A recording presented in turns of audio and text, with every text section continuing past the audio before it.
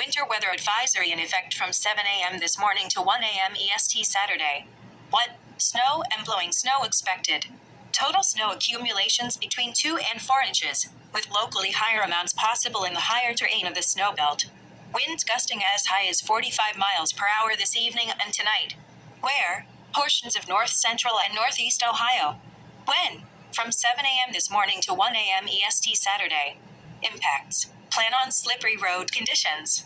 Patchy blowing snow can reduce visibility this evening and tonight. The hazardous conditions could impact the Friday morning and evening commutes. Additional details. A period of light to moderate snow is expected this morning, with snow-covered roads possible during and after the morning commute.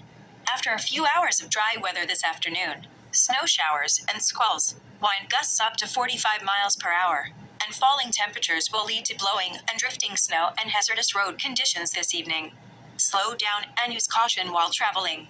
The Ohio Department of Transportation and Ohio Turnpike and Infrastructure Commission strongly encourage motorists to heed all travel restrictions and delay unnecessary travel. Visit www.ogo.com for the latest travel, roadway, and traffic conditions.